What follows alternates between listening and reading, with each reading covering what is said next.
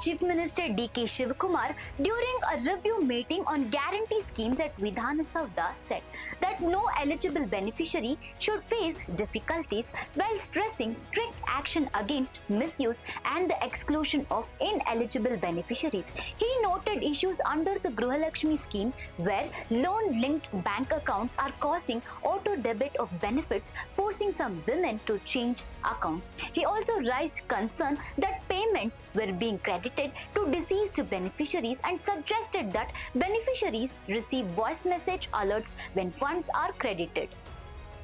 Officials flagged misuse cases involving Airtel Payments Bank UPI accounts and instances of payments reaching accounts outside Karnataka. The Chief Minister said benefits must strictly go to eligible beneficiaries within the state and that such irregularities must be stopped. He also encouraged voluntary opt-out by well-off beneficiaries. The meeting discussed rising cost pressures on the poor and middle class due to central government policies, inflation and declining per capita income. Technical issues in the implementation of the Gruha Lakshmi scheme included delays in updating data on deceased beneficiaries and problems in e-KYC and NPCI mapping. The Accountant General's report also highlighted misuse cases, including multiple beneficiaries receiving funds in a single account and individuals registering multiple accounts with about 60 crore rupees distributed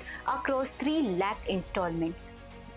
Under the Shakti scheme, women accessed 763 crore free bus trips by May 2026 with 20,047.69 crore rupees spent by the government. For 2026 to 27, around 10 lakh student free bus passes are planned for general, scheduled caste and scheduled tribes categories. Under Gruha Jyoti, 1.65 crore beneficiaries were covered up to May 2026 with directions issued to identify beneficiaries from other states availing benefits. Under Annabhagya, 11,561 crore rupees was transferred via direct benefit transfer from July 2023 to December 2024 to 72 crore 2 lakh 33,970 beneficiaries. From February 2025, 5 kg of rice per month is being distributed to 4 crores 44 lakhs 67,942 beneficiaries. The Chief Minister also ordered strict action against the illegal sale of Annabhagya rice